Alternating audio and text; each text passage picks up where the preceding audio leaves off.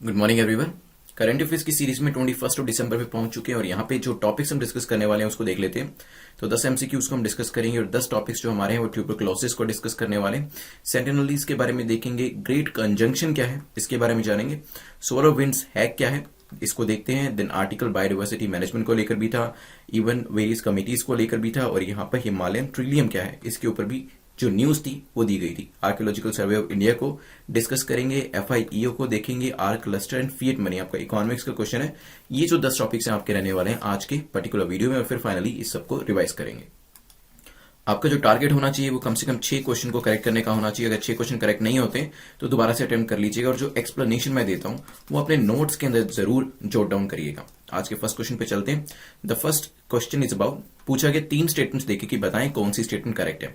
तो यहाँ पे सबसे पहले जो करेक्ट इनकरेक्ट जो भी पूछा जाता है उसको आप सर्कल में डालें। First question says TB is generally defined as a dangerous bacterial infectious disease caused by microbacterium और माइकोबैक्टीरियम ट्यूबरकुलोसिस। तो यहाँ पे टीबी जो है एक डेंजरस बैक्टीरियल इन्फेक्शियस डिसीज है जो कि माइकोबैक्टीरियम ट्यूबरकुलोसिस की वजह से होती है। अब देखिए एक ही स्टेटमेंट के अंदर यहाँ पे ये चीज कह दी गई कि बैक्टीरियल इन्फेक्शन है, हो सकता है बैक्टीरियल हो सकता है ना भी हो, और यहाँ पे बताया कि किस चीज से कॉज होती है। सेकंड, टीबी जो है ये स्प्रेड कर सकता है other part of the body other than the lungs, lungs के अलावा दूसरे पार्ट्स में भी जा सकता है, और इंडिया ने ऑब्जेक्टिव बनाया है अपना कि 100% टीबी एलिमिनेट कर देंगे 2030 तक। सोचिए। चलिए, तो रिसेंटली हमारे जो union minister of health and family welfare हैं डॉक्टर हर्षवर्धन, उन्होंने बेसिकली नेटकॉन करके आपकी एक बॉडी है, national conference of tuberculosis and chest disease, इनकी प्लैटिनम जुबली थी और वहां पे एड्रेस कर रहे थे एक मीटिंग को, और इसी वजह से ये पूरा न्यूज था ट्यूबरकुलोसिस को लेके। तो प्लैटिनम जुबली जब 75 साल हो जाते हैं, कुछ जगह पे 70 भी मेंशन किया होता है, तब प्लैटिनम जुबली जो है वो सेलिब्रेट करी जाती है। नेटकॉन को 75 साल हो गए, इस वजह से यहाँ पे एड्रेस किया गया था और टीबी के ऊपर क्वेश्चन बनाया गया। पहली स्टेटमेंट को देखिए यहां से ये तो पक्का पता चलता है कि ट्यूबरकुलोसिस जो है उसी से कॉज होता है, और मेन चीज जो ये बतानी थी वो थी कि बैक्टीरिया है, बैक्टीरियल इन्फेक्शन है या फिर नॉन बैक्टीरियल इन्फेक्शन है। सो यस, टीबी जो आपका होता है बैक्टीरियल इन्फेक्शन होता है। तो पहली स्टेटमेंट जो आपकी करेक्ट हो जाती है, और सिर्फ ऐसा नहीं है कि आपके लंग्स में ही जाता है, लंग से दूसरे बॉडी पार्ट के अंदर भी स्प्रेड कर सकता है। Now this was the important point. तो सेकंड स्टेटमेंट आपकी करेक्ट हो जाती है। अब बात करी जाए, देखिए टारगेट जो है जो आगे आने वाले 2022, 2025, 2030, ज्यादातर जो टारगेट्स इंडिया ने रखे हैं वो इन्हीं 3 सालों में रखे हैं, और इसमें डिफरेंशिएशन आपको पता होना चाहिए कि कौन सा 2022 के लिए पूरा करना है, 2025 के लिए कौन सा करना है, 2030 के लिए कौन सा करना है, because you will be playing a very important role. इन सालों में आप सिविल सर्विसेज में होंगे और वहां पर काफी एक इंपॉर्टेंट रोल आप प्ले कर रहे होंगे अपने डिस्ट्रिक्ट के अंदर से इन टारगेट्स को अचीव करने के लिए। तो कौन सा टारगेट किस साल का है, किस चीज के लिए, वो आपको पता होना चाहिए। यहां पे टीबी एलिमिनेशन की बात करें तो 100% एलिमिनेशन जो है वो हमने 2025 का टारगेट रखा है, और ये टारगेट नेशनल लेवल पे तभी अचीव हो पाएगा जब डिस्ट्रिक्ट लेवल पे आप इसे अचीव करेंगे, स्टेट लेवल पे स्टेट इसे अचीव करेगा, और फाइनली जब सब स्टेट इसको अचीव करेंगे तो नेशनल लेवल पे टारगेट अपने आप अचीव हो जाएगा। आंसर क्या हो जाएगा यहां पर? A will be the correct answer. चलते हैं नेक्स्ट क्वेश्चन के ऊपर। तो नेटकॉन के बारे में हमने देख लिया। सेकंड क्वेश्चन बात करता है, बेसिकली 3 स्टेटमेंट देके पूछा कि बताएं कौन सी स्टेटमेंट आपकी करेक्ट है। वैसे ये ट्राइबल सेंटिनलीज ट्राइब को लेकर है, देखते हैं क्या स्टेटमेंट है। The Sentinelese are a Negrito tribe which live on the North Sentinel Island. तो जो पर्टिकुलर ट्राइब है ये निग्रेटो ट्राइब है, और कहां रहती है? नॉर्थ सेंटिनल आइलैंड के। अब नॉर्थ है साउथ है देखना पड़ेगा। They still live very primitive life surviving mainly on fish and coconut. तो काफी जो प्रिमिटिव आपका कल्चर होता है उस तरीके से लाइफ जीते हैं, फिश और कोकोनट पे ही डिपेंड रहते हैं, और अपना फूड यहीं से इनको मिलता है। They have been protected under schedule caste and the schedule tribe prevention and atrocity act 1989। तो ये जो प्रोटेक्शन है इनको मिली हुई है। सोचिए, फिर देखेंगे कि न्यूज किस बात को लेकर थी। चलिए देखिए, अभी एक एंथ्रोपोलॉजिकल सर्वे ऑफ इंडिया जो है इसने एक स्टेटमेंट दी थी। अब काफी सारे लोग जो एंथ्रोपोलॉजी पढ़ते हैं उनका ऑप्शनल है, वो जानते हैं कि इसमें ट्राइबल कल्चर, ट्राइब्स के बारे में काफी सारी चीजें आपको पढ़ाई जाती हैं। तो यहाँ पे जो एएनएसआई है, that is anthropological survey of India, उन्होंने कहा था कि जो नॉर्थ सेंटिनल आइलैंड है अंडमान के अंदर फॉल करता है, अगर उसका इस्तेमाल कमर्शियल पर्पस के लिए होता है तो हमारी सेंटिनलीज जो ट्राइब है इनको सबसे ज्यादा नुकसान होने वाला है, which is a PVTG tribe. PVTG क्या है? Particularly vulnerable tribal group. तो यहाँ पे कुछ ऐसी स्पेसिफिक सबसे ज्यादा वल्नरेबल ट्राइब्स जो होती हैं उनको इस ग्रुपिंग के अंदर डाला जाता है। जल्दी से मुझे स्टेट का नाम बता दीजिएगा, अगर लाइव देख रहे हैं तो लाइव सेक्शन में बताएं, अदरवाइज कमेंट सेक्शन में बताइएगा किस स्टेट के अंदर सबसे ज्यादा पीवीटीजीज है। ठीक है, अब आते हैं अपने क्वेश्चन के ऊपर वापस। सेंटिनलीज मैंने आपको बता ही दिया कि नॉर्थ सेंटिनल में है, नॉर्थ सेंटिनल आइलैंड में जो न्यूज थी इसी को लेकर थी, बिल्कुल ठीक है। निग्रिटो ट्राइब है, तो पहली स्टेटमेंट आपकी ठीक हो जाती है। अगर निग्रिटो ट्राइब की बात करें तो ऐसा माना जाता है कि 60,000 ईयर्स पहले ये अफ्रीका से आके यहां पर बसे थे, ठीक है।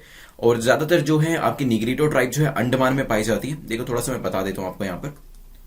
सो अंडमान में निग्रिटो ट्राइब्स पाई जाती है और 4 तरीके की निग्रिटो ट्राइब्स यहां पर है। सेंटिनलीज है, ओनजी है, जरावा है या जारवा कहते हैं, अंडमानीज है, इसे ग्रेट अंडमानीज भी कहते हैं। तो सोजा करके आप याद रखिएगा इसे, सोजा निग्रिटो, ठीक है। सोजा निग्रिटो में आपको पता चल जाएगा सारी जो ट्राइब्स के नाम है वो निग्रिटो ट्राइब है और ये अंडमान में मिलती हैं। निकोबार की बात करें तो यहां पर मोंगोलॉइड ट्राइब आपको ज्यादा मिलेगी, जिसमें 2 काफी फेमस है। एक है यहां पे शोम्पेन और दूसरी है निकोबारीज। देखिए कितने सारे, अभी हमने सिर्फ एक छोटा सा क्वेश्चन किया उसमें ही इतने सारे नाम आ गए आपके सामने। ये सब चीजें याद रखना और ऐसे हजारों क्वेश्चन होंगे at the end of the year, तो 10,000 के आसपास आपको फैक्ट्स जो हो सकते हैं याद रखने पड़ जाएं। तो तभी इस तरीके के आप जो भी निमोनिक्स होते हैं, एक्रोनिम्स होते हैं, वो बना के रखिएगा, ताकि आपने जब सोजा याद किए कि सोजा निग्रिटो, तो आपको समझ में आ गया कि सबसे पहले तो ये अंडमान में मिलती है क्योंकि इसमें अंडमानीज है, ग्रेट अंडमानीज, और आपको चारों ट्राइब्स के नाम भी याद हो गए। जब आपको अंडमानीज पता चल गए, जो बाकी बचे हुए वो निकोबारीज हो गए। तो इस तरीके से याद रखने की कोशिश करिएगा।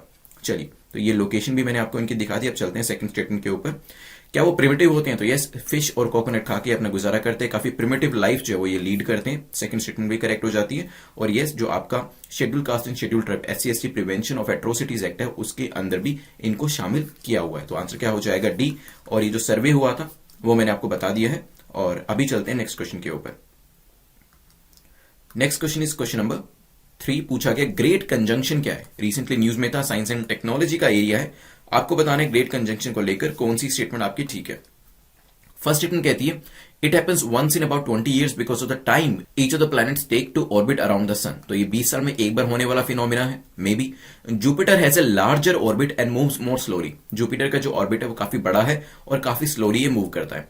Astronomers use the word great for the conjunction of Jupiter and Saturn because of the planet sizes. और ये जो शब्द, जो ये वर्ड ग्रेट यूज किया जाता है बिकॉज ऑफ द जुपिटर और सैटर्न के साइजेस की वजह से किया जाता है। सोचिए, फिर डिस्कस करते हैं।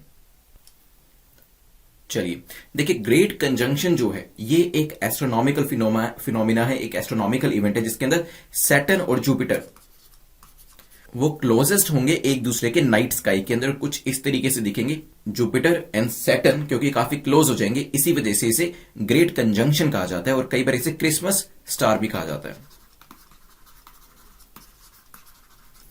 चलिए, कुछ इस तरीके से दिखेंगे। आप चलते हैं अपने क्वेश्चन के ऊपर वापस। तो यहां पे क्या ये 20 साल में एक बार होने वाला फिनोमिना है? तो बिल्कुल ठीक है, it happens once in 20 years, जो कि अभी रिसेंटली देखा जाएगा। तो फर्स्ट स्टेटमेंट आपकी करेक्ट हो जाती है। थर्ड स्टेटमेंट पे आते हैं। पहले, क्या वर्ड जो ग्रेट यूज किया जाता है, क्योंकि सैटर्न और जुपिटर दोनों ही बड़े बड़े प्लैनेट्स है, काफी साइज बड़ा होता है, इस वजह से यूज किया गया। यस, क्योंकि कंजंक्शन होता है दो चीजों का मिलना, ठीक है। और ग्रेट मतलब क्योंकि इनका साइज काफी बड़ा है, इस वजह से ग्रेट कंजंक्शन इसे कहा गया। सेकंड स्टेटमेंट की बात करें लार्जर ऑर्बिट की, तो सैटर्न जो है इसका ऑर्बिट काफी लार्ज होता है और ये काफी स्लोली मूव करता है, क्योंकि अगर आप देखेंगे सन बीच में होता है, फिर आपके वेरियस प्लैनेट्स होते हैं, और जो सैटर्न है वो सिर्फ यूरेनस से पहले काफी दूर होता है सन से। इसी वजह से, दूर होने की वजह से सन से इसका जो सन की ग्रेविटेशनल फोर्स होती है उसका इफेक्ट, उसका इन्फ्लुएंस जो है इसके ऊपर काफी कम होता है। जो प्लैनेट्स सन के काफी क्लोज होते हैं, अर्थ भी काफी क्लोज है, वहां पर जो सन की ग्रेविटेशनल फोर्स होती है उसका इंपैक्ट जो होता है काफी ज्यादा होता है। और यहां पे स्लोली मूव करने का रीजन भी यही है। सैटर्न का लार्ज ऑर्बिट है और स्लोली मूव करते हैं क्योंकि इसके ऊपर सन का ग्रेविटेशन फोर्स का ज्यादा इंपैक्ट नहीं पड़ता है। तो आंसर क्या हो जाएगा यहां पे? सेकंड स्टेटमेंट इनकरेक्ट होने के बाद B will be the correct answer. तो ये जो फिनोमिना है आज होने वाला है 21 दिसंबर को, तो आप इसे ऑब्जर्व कर सकते हैं। इसको देख के मुझे भी एक चीज याद आ गई। एक जब मैं प्रिपरेशन कर रहा था तो एक फिनोमिना हुआ था ब्लू मून करके। I think it was somewhere in 2012, अगस्त जुलाई के महीने में था, जिसे सुपर मून भी कहा जाता था, ब्लड मून भी कहा जाता था, ब्लू मून, और कुछ लोग इसे हार्वेस्ट मून भी कहते थे। So I also observe this phenomena. तो इस तरीके की चीजें जैसे आज ही होने वाली, तो कोशिश करिएगा अगर आप ऑब्जर्व कर पाए इसे, ये आपकी मेमोरी के लिए भी काफी अच्छा रहेगा और एक अच्छा एक्सपीरियंस भी आपके लिए होगा अगर आप इसे ऑब्जर्व कर पाते हैं। 6:30 to 7:30 जो है ग्रेट कंजंक्शन, जो इंडिया है, इंडिया के टाइम के हिसाब से आप इसे ऑब्जर्व कर सकते हैं। चलिए नेक्स्ट क्वेश्चन पे चलते हैं। क्वेश्चन नंबर 4 बात करता है सोलर विंड्स हैक के बारे में। पूछा गया which country has recently been targeted by the solar winds hack. तो कौन सी कंट्री टारगेट करी गई है? Russia, Iran, US, India. सोचिए। चलिए, सोलर विंड्स हैक को बताया जा रहा है कि basically it's a cyber attack जो कि रिसेंटली यूएस पे किया गया, यूएस के अंदर डिस्कवर किया गया, और यूएस की जो गवर्नमेंट है और काफी सारी प्राइवेट कंपनीज है उनके ऊपर ये हैकिंग अटैक जो है वो किया गया, और कहा गया कि it could be a cyber attack, global level cyber attack. हो सकता है बाकी कंट्रीज को भी इसके अंदर अभी धीरे धीरे उनकी गवर्नमेंट जो है वहां पर भी हैकिंग जो है हो और बाकी प्राइवेट कंपनीज को भी टारगेट किया जाए। सो आंसर क्या हो जाएगा? C is the correct answer, solar winds हैक। ध्यान रखिएगा। चलते हैं नेक्स्ट क्वेश्चन के ऊपर, विच इज क्वेश्चन नंबर 5। पूछा गया बायोडाइवर्सिटी मैनेजमेंट कमेटीज को लेकर बताएं कौन सी स्टेटमेंट आपकी यहां पर करेक्ट है। फर्स्ट स्टेटमेंट कहती है इट शिल consist of a chairperson and not more than 6 person nominated by local body. तो इसके अंदर क्या होता है, चेयरपर्सन होते हैं और 6 से ज्यादा मेंबर्स नहीं हो सकते।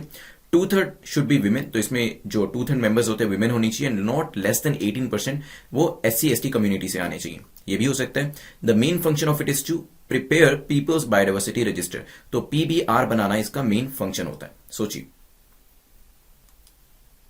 चलिए, कुछ टाइम पहले नेशनल ग्रीन ट्रिब्यूनल जो है, नेशनल ग्रीन ट्रिब्यूनल ने कहा था एक बायोडाइवर्सिटी मैनेजमेंट कमेटी होनी चाहिए और एक PBR that is peoples biodiversity register जो है वो हमें बनाना है ऑनगोइंग पेंडेमिक के टाइम पर। और यहाँ पे जो टाइम पीरियड रखा गया था उसमें ये नहीं बन पाया, तो यहाँ पे टाइम जो है NGT ने एक्सटेंड किया है कि ठीक है टाइम थोड़ा सा ज्यादा ले लो और इस कमेटी को आप बनाओ, इस बायोडाइवर्सिटी मैनेजमेंट कमेटी को बनाओ। तो इसमें एक चेयरपर्सन होने वाले हैं, नॉट मोर देन 6 पर्सन जो होंगे वो लोकल बॉडी के द्वारा नॉमिनेट किए जाएंगे। फर्स्ट स्टेटमेंट करेक्ट हो जाती है। मेन फंक्शन मैंने बता ही दिया, पीपल्स बायोडाइवर्सिटी रजिस्टर बनाने के लिए इस कमेटी का फॉर्मेशन जो है वो किया जा रहा है। तो थर्ड स्टेटमेंट भी आपकी करेक्ट है। सेकंड बाय डिफॉल्ट करेक्ट हो जाएगी क्योंकि ऑल ऑफ द अबव करके कोई ऑप्शन हमारा नहीं है। इट मींस इसके अंदर जो यहाँ पे परसेंटेज दे रखी है वो गलत है, क्योंकि इसके अंदर not less then 1/3 should be women, तो यहाँ पे 2/3 दिए, इट शुड बी 1/3, और not less than 18% should belong to schedule caste and schedule tribe. तो सेकंड स्टेटमेंट इनकरेक्ट है, आंसर हो जाएगा आपका बी। चलिए, crack UPSC exam in 200 days की जो हमारी सीरीज है उसे आप exam.netmark.com पे चेकआउट कर सकते हैं। अगर डे वाइज प्रिपरेशन करना चाहते हैं तो इसे प्लीज चेकआउट कर लीजिएगा वहां पर। अपने नेक्स्ट क्वेश्चन पे चलते हैं, which is question number 6। Question number 6 बात करता है हिमालयन ट्रिलियम के बारे में। तो पूछा हिमालयन ट्रिलियम के बारे में बताएं कौन सी स्टेटमेंट आपकी करेक्ट है, कौन सा कथन आपका सही है। It is found across India, Bhutan, Nepal and China. तो यहाँ पे 4 कंट्रीज के नाम दिए, चारों जगह ये मिलते हैं, हो सकता है। It grows mostly in moist hill slopes with dense tree cover. तो लोकेशन बता रखी है, किस तरीके की लोकेशन के ऊपर पाए जाते हैं, ग्रो करते हैं। एंड आयुसीन का स्टेटस बात करें जो कि यूजुअली एक स्टेटमेंट होती है यूपीएससी के अंदर भी, तो वल्नरेबल इसका स्टेटस है। सोचिए फिर डिस्कस करते हैं। चलिए, रिसेंटली हिमालयन ट्रिलियम जो है न्यूज में था। Basically it's a common herb, Himalaya की एक कॉमन हर्ब है और जिसका आईयूसीएन स्टेटस जो है उसे अभी रिसेंटली एंडेंजर्ड डिक्लेयर किया है और इसी वजह से ये न्यूज में थी। तो यहाँ पे वल्नरेबल नहीं है, it is endangered. Third statement आपकी काफी इंपॉर्टेंट थी, काफी क्रूशियल थी, और जब आपने इसे एलिमिनेट कर दिया स्ट्रेट अवे आप अपने आंसर पे पहुंच गए, मतलब आंसर विल बी डी। चारों countries India, Bhutan, Nepal, China के अंदर मिलती है। फर्स्ट स्टेटमेंट आपकी करेक्ट हो जाती है। सेकंड, कहां पे ग्रो होती है? Mostly in the moist hill slopes, जहां पे डेंस ट्री कवर रहता है। तो डी इसका आंसर हो जाएगा। चलते हैं नेक्स्ट क्वेश्चन के ऊपर। Next question is question number 7 जो कि आर्कियोलॉजिकल सर्वे ऑफ इंडिया के बारे में बात करता है। पूछा गया है कि ASI के बारे में बताएं कौन सी स्टेटमेंट आपकी इनकरेक्ट है। फर्स्ट स्टेटमेंट कहती है it is attached office of department of science and technology, DST का एक अटैच्ड ऑफिस है। हेडक्वार्टर इसका कैलकाटा के अंदर है and it has 24 regional circles and 5 regional directorates. 24 regional circles हैं इसके और 5 रीजनल डायरेक्टोरेट्स हैं। सोचिए फिर डिस्कस करते हैं। चलिए, देखिए रिसेंटली जो प्रोटेक्टेड मॉन्यूमेंट्स थे, आर्कियोलॉजिकल सर्वे ऑफ इंडिया ने कहा था कि जो हमारे प्रोटेक्टेड मॉन्यूमेंट्स हैं वहां पे नंबर ऑफ विजिटर्स जो थे उनको लिमिट किया गया था, उनके ऊपर एक कैप लगाया गया था, ठीक है। लेकिन अभी धीरे धीरे जैसे काफी सारी चीजों को ओपन अप किया जा रहा है, इस तरीके से जो कैप है ये भी अभी ग्रेजुअली हटा दिया जाएगा। इस वजह से आर्कियोलॉजिकल सर्वे ऑफ इंडिया जो था वो न्यूज में था। और यहां पे डिपार्टमेंट किसके साथ अटैच करता है? DST के साथ नहीं। ये तो काफी इजी स्टेटमेंट थी एलिमिनेट करना, because it is associated with department of culture. Department of culture के साथ ही एक अटैच्ड ऑफिस है, तो फर्स्ट स्टेटमेंट आपकी इनकरेक्ट हो जाती है। हेडक्वार्टर कहां पर है इसका? हेडक्वार्टर इसका न्यू दिल्ली में है, ध्यान रखिएगा। तो यहाँ पे सेकंड स्टेटमेंट भी आपकी इनकरेक्ट हो जाती है। जहां पे नंबर की बात करें तो yes 24 regional circles and 5 regional directorates इसके अंदर आते हैं। आंसर क्या हो जाएगा? बी, क्योंकि आपको इनकरेक्ट स्टेटमेंट यहां पर बतानी थी। नेक्स्ट क्वेश्चन, क्वेश्चन नंबर 8 को देखते हैं जो कि federation of Indian export organisation that is FIEO को लेकर है, पूछा गया। इसको लेकर बताएं कौन सी स्टेटमेंट आपकी करेक्ट है, कौन सा कथन आपका सही है। It represents the Indian entrepreneur spirit of enterprise in the global market. Indian entrepreneur की जो स्पिरिट है उसको ये दिखाता है, रिप्रेजेंट करता है। कौन? FIEO हो सकता है। Second, it is an apex body of export promotion council, community boards and development authorities in India. तो एक तरीके से सबसे अपने आप में एक अपेक्स बॉडी है, सबसे बड़ी बॉडी है, सबसे मेजर बॉडी है अगर हम एक्सपोर्ट प्रमोशन की बात करते हैं, और यहाँ पे वेरियस डेवलपमेंट अथॉरिटीज की बात करते हैं। Third, it provides the crucial interface between international trading community of India and the central and state governments. तो इंटरनेशनल ट्रेडिंग कम्युनिटी और सेंट्रल स्टेट के बीच में इंटरैक्शन कराने में इंटरफेस के तौर पे ये काम करती है। सोचिए, फिर डिस्कस करते हैं। चलिए, तो यहाँ पे हमारी जो एक्सपोर्टर्स बॉडी है, this is an exporters body FIEO, इसने कुछ चीजें सजेस्ट करी है जिससे कि एक्सपोर्ट को बढ़ाया जा सकता है, और कोविड-19 के टाइम पर काफी इंपॉर्टेंट हो जाता है कि एक्सपोर्ट के थ्रू फॉरेन एक्सचेंज को अर्न किया जाए। तो सबसे पहले तो इसने कहा है कि डबल टैक्सेशन डिडक्शन, इस तरीके की स्कीम्स जो है वो लानी चाहिए। सेकंड, एक्सपोर्ट डेवलपमेंट फंड एक हमें एस्टैब्लिश करना चाहिए। बेसिकली फाइनेंस मिनिस्ट्री को कहा गया कि आप एक एक्सपोर्ट डेवलपमेंट फंड जो है उसे डेवलप करो ताकि एक्सपोर्ट को बूस्ट किया जा सके। तो यस, पहली स्टेटमेंट आपकी यहाँ पे करेक्ट है। It represent the Indians entrepreneur spirit of enterprise. अपने आप में एक एपेक्स बॉडी है जहां पर हम एक्सपोर्ट प्रमोशन की बात करते हैं। Then it provides the crucial interface, किस किस के बीच में? सेंट्रल स्टेट गवर्नमेंट के बीच में और इंटरनेशनल ट्रेडिंग कम्युनिटी के बीच में। तीनों स्टेटमेंट्स करेक्ट हो जाती है, आंसर हो जाएगा डी। चलिए नेक्स्ट क्वेश्चन पे चलते हैं। क्वेश्चन नंबर 9 बात करता है आर्क क्लस्टर को लेकर। पूछा गया आर्क क्लस्टर रिसेंटली न्यूज में थे, किस चीज को लेकर ये रिसेंटली न्यूज में पाए गए थे? सोलर इवेंट को लेकर, गैस फील्ड को लेकर, एंटीबॉडीज को लेकर, या फिर नन ऑफ द अबव, किसी और ही चीज को लेकर? सोचिए। चलिए, तो रिसेंटली रिलायंस इंडस्ट्री लिमिटेड जो है और ब्रिटिश पेट्रोलियम दोनों ने यहां पे अनाउंस किया है कि गैस प्रोडक्शन जो है आर्क क्लस्टर से वो करना शुरू करेंगे। Arc cluster is the deepest offshore gas field Asia के अंदर। तो पूरे एशिया के अंदर डीपेस्ट ऑफशोर गैस फील्ड है आर्क क्लस्टर, वहां से अभी जो गैस प्रोडक्शन है उसे शुरू किया जाएगा। चलिए, तो आंसर क्या हो जाएगा? बी, गैस फील्ड है। चलिए, आज के लास्ट क्वेश्चन पे चलते हैं। Last question talks about fiat money, economics का क्वेश्चन है। पूछा गया फिएट मनी को लेकर बताएं कौन सी स्टेटमेंट आपकी यहां पर सही है। पहली स्टेटमेंट कहते हैं this type of money is also termed as legal tender as notified by central government and central bank. ये जो पर्टिकुलर मनी होती है ये एक लीगल टेंडर होता है क्योंकि इसे central government and central bank ने इस तरीके से नोटिफाई किया है। हो सकता है paper currencies and metal coins are example of fiat money. तो पेपर करेंसी जो नोट होते हैं आपके करेंसी नोट्स और जो सिक्के होते हैं वो भी फिएट मनी के एग्जांपल्स हैं। It gives central banks lesser control over the economy because they can't control how much money is printed. तो ये जो फिएट मनी होती है एक तरीके से बैंक्स हमारे जो होते हैं, सेंट्रल बैंक खासतौर पे आरबीआई की बात करी जा रही है, उनके पास कंट्रोल कम हो जाता है इसकी वजह से, क्योंकि कितना इस मनी का प्रिंट करना है वो उनके हाथ में नहीं होता है और इसी वजह से जो इकोनॉमी के ऊपर से भी उनका कंट्रोल है वो कम हो सकता है। सोचिए, फिर डिस्कस करते हैं। चलिए, तो रिसेंटली न्यूज थी कि जो बिटकॉइन है, एक बिटकॉइन की जो वैल्यू है वो $20,000 को भी क्रॉस कर चुकी है और इस वजह से ये पूरी न्यूज दे रखी थी और यहां पे फिएट मनी को लेकर क्वेश्चन बनाया गया। बात करी जाए फिएट मनी की तो यस, इसे लीगल टेंडर माना जाता है। जिस इट मींस जो लिखा होता है ना, मैं धारक को इतने रुपए देने का वचन देता हूं, इट शोज दैट जो करेंसी आपके हाथ में है वो एक लीगल टेंडर है। मतलब तो अगर आप वो करेंसी नोट या वो कोई जो कॉइन है वो अगर प्रोड्यूस करते हैं तो जो भी आप चीज खरीदना चाहते हैं वो आप खरीद सकते हैं। उस नोट को एक्सेप्ट सामने वाले इंडिविजुअल को करना ही पड़ेगा because it's a legal tender. Paper currency की बात करें तो आपके जो करेंसी नोट्स होते हैं, 100 रुपए का नोट है, 10 रुपए का, 500 रुपए का नोट है या 2000 रुपए का नोट है, ये सभी चीजें एंड मेटल कॉइन्स जो आपके होते हैं ये फिएट मनी के अंदर आते हैं।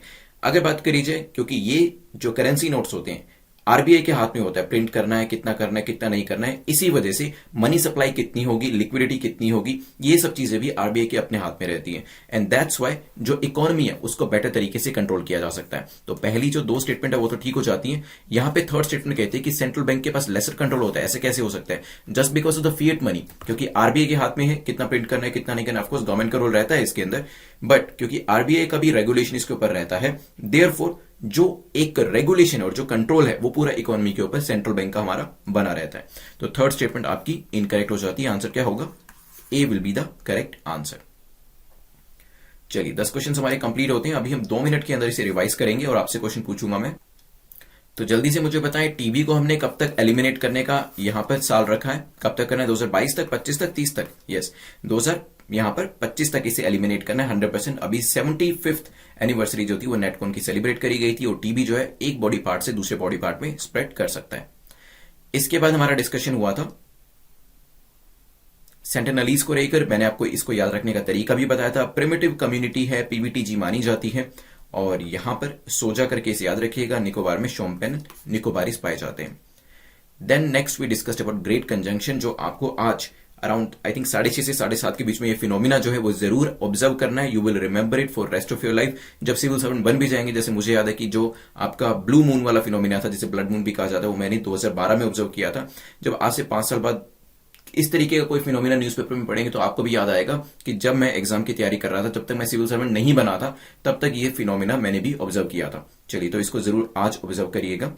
और मैंने आपको बताया था सैटर्न जुपिटर जो है दोनों ही काफी ग्रेट प्लैनेट हैं, काफी बड़े साइज के होते हैं, इसी वजह से इनके कंजंक्शन को ग्रेट कंजंक्शन कहा जाता है। Then we discussed about solar winds है, कहां पे हुआ है, यूएस के अंदर हुआ है, और ग्लोबल लेवल का है कि हो सकता है आगे आने वाले टाइम में और कंट्रीज को भी इसे फेस करना पड़े। नेक्स्ट क्वेश्चन जो हमने डिस्कस किया था वो था, तो जल्दी से बताएं किसने कहा था बायोडायवर्सिटी मैनेजमेंट कमेटी बनाने के लिए? यस, एनजीटी ने कहा था, ताकि एक क्या बनाया जा सके, पीपल बायोडायवर्सिटी रजिस्टर बनाया जा सके। इसके अंदर कितने नंबर ऑफ मेंबर्स होंगे वो भी बताया था, एक चेयरपर्सन होंगे वो भी बताया था, विमेन की संख्या कितनी होगी, नॉट लेस देन, जल्दी से बताएं मुझे कमेंट सेक्शन के अंदर। विमेन पार्टिसिपेशन जो रहेगा यहाँ पे 1/3, नॉट लेस देन 1/3, ध्यान रखिएगा। देन इसके बाद हमारा डिस्कशन हुआ था क्वेश्चन नंबर 6 को लेकर। क्वेश्चन नंबर 6 में हमने डिस्कशन किया था हिमालयन ट्रिलियम के बारे में। एक तरीके की अब होती है, और 4 कौन कौन से कंट्री से, जल्दी से बताएं, किसी भी कंट्री का नाम बताएं जहां पे पाई जाती है। और आईयूसीएन स्टेटस भी इसका बताएं क्या था? यस, आईयूसीएन स्टेटस इसका था एंडेंजर्ड, मॉइस्ट हिल स्लॉप्स के ऊपर ये ग्रो करी जाती है। चलिए, देन इसके बाद हमारा डिस्कशन हुआ था क्वेश्चन नंबर 7 को लेके, जहां आर्कियोलॉजिकल सर्वे ऑफ इंडिया जो है इसके बारे में डिस्कशन हुआ था। कैलकाटा के अंदर इसका हेडक्वार्टर नहीं है, ये तो हमें पता है, लेकिन इसका हेडक्वार्टर कहां पे लोकेट करता है, कमेंट सेक्शन में जल्दी से बताएं मुझे। चलिए, तो ये आता है डिपार्टमेंट ऑफ, किसके अंदर, डिपार्टमेंट ऑफ कल्चर के साथ अटैच्ड ऑफिस है, और जो इसका हेडक्वार्टर है वो न्यू दिल्ली के अंदर है। देखिए, आंसर लिखना काफी जरूरी है कमेंट सेक्शन के अंदर, इससे हमेशा के लिए चीज आपको याद रहेगी। Then next question, question number 8 पे हमने देखा था FIEO के बारे में। मुझे यहां पर यह बताएं कि जो FIEO एक्सपोर्टर्स की बॉडी है, इसने कौन कौन से 2 सजेशन जो थे वो दिए थे एक्सपोर्ट को इंक्रीज करने के लिए, जल्दी से बताएं। एक था डबल टैक्स डिडक्शन स्कीम, याद आया आपको? यस। दूसरा था जो फाइनेंस मिनिस्ट्री को दी गई थी, जल्दी से सोच के बताएं, एक्सपोर्ट डेवलपमेंट फंड को बनाने का यहां पे एक प्रस्ताव जो था वो रखा था। नेक्स्ट क्वेश्चन नंबर 9 के ऊपर हमने डिस्कस किया था आर क्लस्टर क्या थे, जल्दी से बताएं। गैस फील्ड, और अपने आप में एशिया में क्या है, एशिया में डीपेस्ट ऑफशोर गैस फील्ड है, और यहां पे अभी ब्रिटिश पेट्रोलियम और रिलायंस इंडस्ट्री जो है साथ में मिलकर उन्होंने अनाउंस किया कि गैस का प्रोडक्शन किया जाएगा। देन लास्ट में हमने लास्ट क्वेश्चन में डिस्कशन किया था फिएट मनी के बारे में। बताइए क्या करेंसी जो होती है आपकी, जो बेसिकली आपके करेंसी नोट्स होते हैं, वो फिएट मनी होती है, हाँ या ना, यस और नो, जल्दी से बताएं। यस। कॉइन्स जो होते हैं, मेटल कॉइन्स, क्या वो भी आपकी फिएट मनी होती है? Yes, that is also fiat money. और अभी रिसेंटली जो 1 बिटकॉइन है उसकी वैल्यू $20,000 क्रॉस कर गई है, इसी वजह से ये पूरा न्यूज में था, और यहां पे ये क्वेश्चन बनाया गया। तब ये बताएं, जो फिएट मनी होती है, इससे जो सेंट्रल बैंक आपका आरबीआई है उसके पास इकोनॉमी के ऊपर कंट्रोल बढ़ेगा या कम होगा? फिएट मनी की वजह से कंट्रोल इंक्रीज होता है आरबीआई के पास या डिक्रीज होता है, जल्दी से बताएं। यस, फिएट मनी की वजह से, क्योंकि प्रिंट करना है नहीं करना वो उसमें आरबीआई का काफी इंपॉर्टेंट रोल रहता है, इस वजह से जो कंट्रोल ओवर इकोनॉमी है वो आरबीआई का बना रहता है। तो 10 क्वेश्चंस यहां पे डिस्कस कर लिए। कमेंट सेक्शन में अपने मार्क्स जितना भी आपने स्कोर किया हो जरूर शेयर करिएगा, और यहां पे जो प्रीलिम्स का क्वेश्चन आपको आंसर करना है, बताइएगा what is E20 fuel. E20 fuel क्या होता है, कितने परसेंट इसमें क्या चीज होती है, 20% क्या होता है, 80% क्या होता है, ये चीज मुझे जरूर बताइएगा, इससे ये चीज आपको भी हमेशा याद रहेगी। नहीं भी पता तो लास्ट वीडियो में जाके देख लीजिएगा, नहीं तो गूगल भी कर सकते हैं इसको। मेंस का क्वेश्चन आंसर करिए, मेंस का क्वेश्चन देख लीजिए। So the question is, do you think crypto currency should become a legal tender in India? Analyse करें तो बताएं, क्रिप्टो करेंसी को लीगल टेंडर बनना चाहिए, नहीं बनना चाहिए? इनके जो फेवर में और इसके अगेंस्ट में जो पॉइंट्स है वो लिख के आप आंसर को कंक्लूड कर सकते हैं। और लास्ट में जो नेटवर्क यूपीएससी चैनल है इसे सब्सक्राइब कर लीजिएगा, बिकॉज यहां पर जो एनसीईआरटी से कंसर्निंग वीडियोज हैं वो यहां पर अपलोड किए जा रहे हैं। इवन आपका जो नेक्स्ट मॉक टेस्ट होगा वो भी यहां पर अपलोड किया जाएगा। चलिए, लास्ट टाइम के जो हमारे विनर है उनको देख लेते हैं एक बार। तो यहां पर आंसर संगीता ने हमारा करेक्ट किया है, और यहां पे आप संगीता ये प्लीज बता दीजिएगा कि जो आपको पीडीएफ चाहिए वो हिंदी में चाहिए या इंग्लिश में, @prince_luthra पे आप मुझे टेलीग्राम कर दीजिएगा। अपने मार्क्स लिखना मत भूलिएगा, और अगर कट ऑफ से कम मार्क्स है तो इसे दोबारा से रिवाइज जरूर कर लीजिएगा। Thanks for watching this video. I will see you in the next video. Have a nice day.